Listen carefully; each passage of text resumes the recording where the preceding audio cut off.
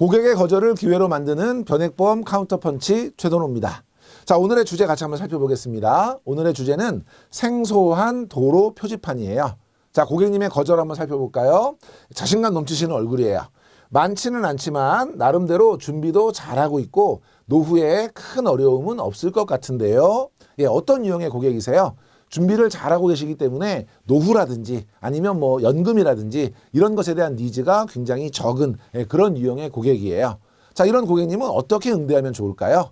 자, 오늘의 카운터펀치입니다. 오늘의 카운터펀치는 그림을 하나 보여드릴게요.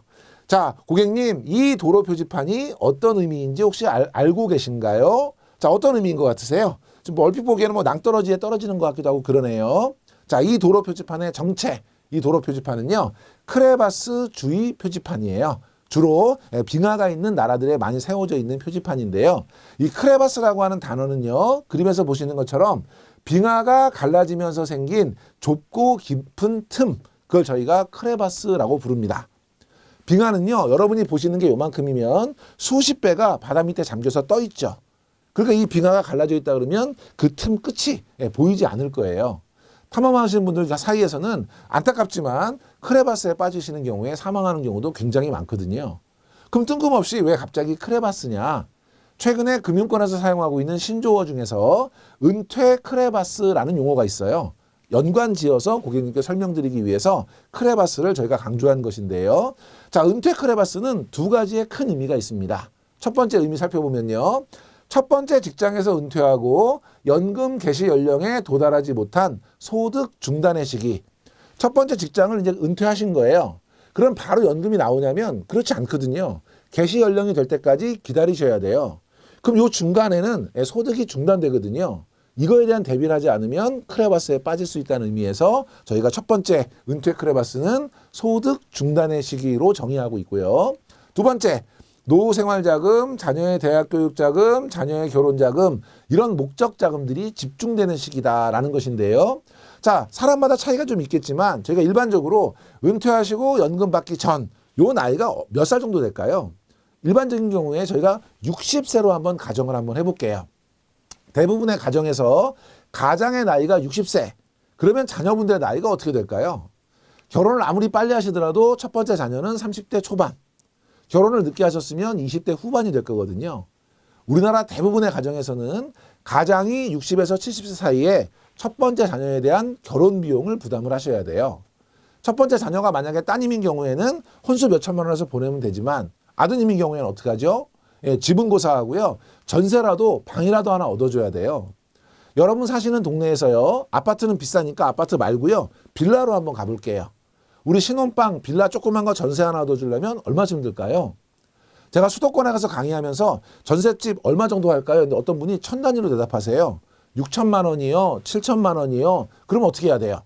방을 땅 밑으로 묻어야죠. 요즘에 아무리 작은 원룸도 지상으로 올라와 있으면 수도권에서는 1억 원은 넘잖아요. 우리 가장이 60에서 70세 사이에 첫 번째 자녀의 결혼 자금이 작게는 천 단위에서 많게는 억이 넘어가는 자금이 필요합니다. 두 번째 자녀의 나이는 몇 살인지 계산 한번 해보세요. 결혼이 좀 늦으셨거나 출산이 좀 늦으신 경우에는 그때까지도 자녀가 대학에 다니고 있는 경우도 있을 수 있어요. 그러면 자녀의 대학 교육 자금, 그 둘째 자녀의 결혼 자금 이런 것들이 그 은퇴 크레바스 기간에 집중돼 있어요. 만약에 모아놓은 재산이 있다면 잘 해결할 수 있겠지만 그렇지 않을 경우에는 빚을 얻어서 해결하기가 어렵죠. 갚을 수가 없잖아요. 그 우리 선배님들이 지금 어떻게 하고 계시냐면 첫째 자녀는 집을 줄여서 시집장가를 보내고 계시고요. 두 번째 자녀는 본인들의 노후를 위해서 준비했던 연금을 일단 일시납으로 깨서 시집장가를 보내고 계세요. 그러면 나중에 본인들의 노후는 어떻게 해요? 이런 분들이 워낙 많다 보니까 금융권에서 이런 위험에 대비하자는 의미에서 은퇴 크레바스라고 하는 용어를 만든 거예요. 자, 이 은퇴 크레바스에 가장 대표적으로 지금 직면해 계신 분들이 누구냐? 바로 이제 베이비 부머라고 불리는 분들인데요. 우리가 전쟁이 나면 남자분들이 많이 죽거든요. 그럼 우리가 동물이기 때문에 전쟁이 딱 끝나면 개체수를 채우기 위해서 아이들을 많이 낳습니다. 이게 베이비 붐. 그때 태어나신 분들이 베이비 부머예요. 예, 그림에 보시면 지금 막 크레바스 끝에서 한 발만 더 디디면 떨어질 것처럼 막 간당간당 위태롭게 서 계신 분들. 이분들이 이제 우리 크레바스에 직면한 베이비 부머인데요. 우리나라 같은 경우에는 마지막 전쟁이 1953년도에 끝난 6.25 전쟁이에요. 그래서 55년에서 63년 사이에 태어나신 8년 동안 태어나신 분들을 베이비 부머라고 부릅니다. 이분들이 몇 명 정도 될까요? 계속해서 사망을 하시기 때문에 정확하게 추산된 통계는 없지만 대략적으로 약 740여 명 정도로 추정을 하고 있어요. 남한 인구를 6천만 명으로 가정한다면 740여만 명은 대략 전체 인구의 12% 수준으로 저희가 평가할 수 있어요. 자, 여러분이 베이비 부머의 가장 첫 번째 세대인 1955년생이 노인이 되는 해, 우리가 경로 우대를 받고 기초노령연금 받고 노인 대접을 받으려면 몇 살이 돼야 돼요? 65세가 돼야 되죠. 1955년생이 65세가 되는 해, 이게 몇 년도인가를 계산해 보시면 이게 2020년이에요. 우리나라는 2020년부터 약 8년에 걸쳐서 전체 인구의 12%가 노인으로 전환됩니다. 그래서 요즘에 저희가 은퇴, 노후 준비 사회적인 이슈가 되고 있는 것이고요. 지금 제가 설명드린 이 내용 자체도 굉장히 두렵고 무서운 이야기지만 더 무서운 게 뭐냐면 이 내용은 앞으로 어떠한 변수도 없이 시간만 지나면 무조건 닥치는 인구 통계라는 거예요. 달라지지 않는 통계라는 거고 개선할 수 없는 그런 통계라는 것이 훨씬 더 무서운 것이거든요. 자, 이것과 관련돼서요. 2026년에는 3명 중에 1명이 65세 이상이에요. 이걸 저희가 나타내는 지표가 뭐냐면 노년 부양비라고 하는 것인데요. 노년 인구 65세 이상 이제 노인 인구하고 밑에 보면 생산 가능 인구, 그러니까 15세부터 64세까지 일을 할 수 있는 인구. 그러니까 이 노년 부양비를 쉽게 설명하면 젊은이 몇 명이서 노인 한 분을 부양하느냐를 나타내는 지표예요. 만약에 노년 부양비가 10%입니다라는 건 무슨 의미냐면 젊은이 10명이서 노인 1명을 부양하는 거예요. 만약에 노년 부양비가 10% 이하, 그러니까 10명 이상의 사람들이 한 분을 부양할 때 노인 정책에 대해서 저는 돈 못 내겠어요 하면 어떻게 되냐면 세상에 없는 불효막심한 파렴치한 돼 가지고 사회적으로 매장됩니다.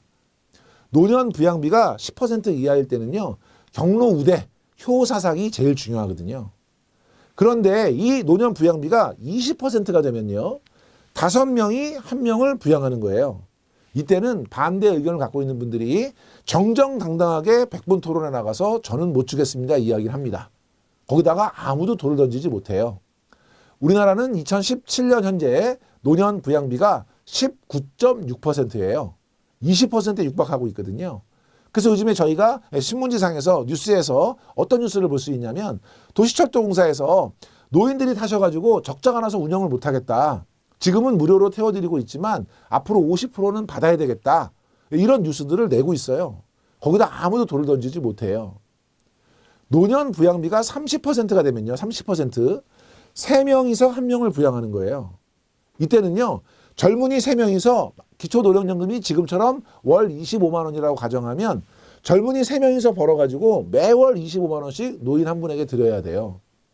이때는 사회가 이걸 감당하기가 쉽지 않죠. 그래서 이 노인에 관련된 문제, 복지 이런 것들이 사회 전체적인 우리가 해결해야 되는 사회 문제 중심에서 어느 정도는 그 개인의 문제로 전환이 됩니다. 그래서 노후 준비도 자기 책임이 굉장히 강조가 되고 있는 것이에요. 우리나라는요, 2026년도에 노년 부양비 30%를 돌파합니다. 그러면 그때 앞으로 몇 년 뒤에는 2026년도에는 길거리 지나가다가 4분을 이렇게 모으면 그중에 한 분은 65세 이상이에요. 이분에게 과연 저희가 기초노령연금을 지급할 수 있을까요? 그래서 지금 어떤 이야기가 나오고 있냐면 이 65세를 70세로 늘리자 이런 이야기가 나오고 있고요. 70세로 늘렸는데도 돈을 지급하기가 어렵다. 그러면 금액을 줄일 수도 있을 거고요. 최악의 경우에는 없어질 수도 있을 거예요. 그래서 여러분들이 그런 것들이 기본적으로 받쳐주는 것은 여러분이 전제적으로 하시고요. 개인적인 노후 준비는 더욱더 철저하게 준비해야 된다는 것을 잊지 않으셔야 할 것 같습니다. 자, 우리를 슬프게 하는 현실 한번 볼게요. 부포족이라는 단어가 있어요.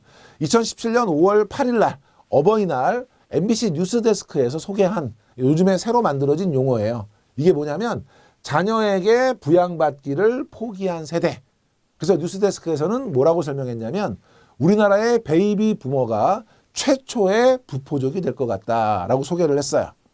자, 슬픈 현실 첫 번째, 39.3%. 이게 뭐냐면 국민연금의 소득 대체율이에요.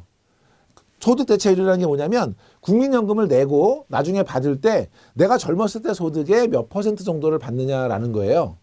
지금 국민연금 믿고 계신 분이 많은데 우리나라는 40% 수준만 국민연금을 해결할 수 있다는 것이고요. 미국 같은 경우에는 71%, 일본 같은 경우에 57%, 영국 52% 정도를 대체할 수 있는 수준이에요. 선진국에 비해서는 한참 부족한 것이 현실이고요. 24.0%. 그러면 국민연금으로 모자란 것을 개인이 개인연금으로 준비하셔야 되는데 사적 연금 가입률이 24%예요. 많은 분들이 나는 연금 가입하고 있어. 실제 통계는 4명 중에 1명만 연금을 가입하고 있다는 거고요.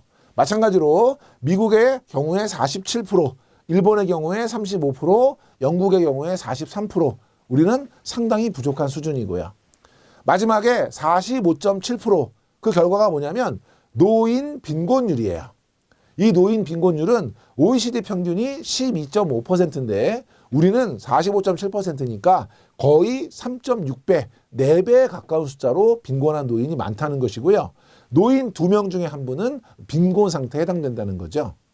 그래서 우리 얼마 전에 장석주 시인이라고 하는 분이 베이비 부머를 위한 변명이라고 하는 책을 내셨는데 그 책에서 베이비 부머를 이렇게 소개했어요. 우리는 돈을 벌어서 부모 세대를 부양했으나 자식 세대에게는 외면당한 낀 세대다. 불운과 행운을 함께 가졌던 세대. 쓸쓸하고 찬란하다. 예, 이제까지 저희가 준비를 잘 하셨다면 찬란한 끝을 맞을 수 있겠지만 그렇지 못하다면 쓸쓸한 끝을 맞게 되겠죠.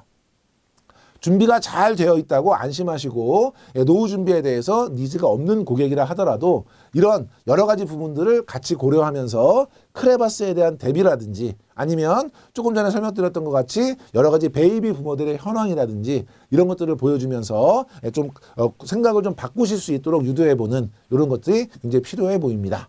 오늘 카운터 펀치 다시 한번 정리하시면서 마무리하도록 하겠습니다. 감사합니다.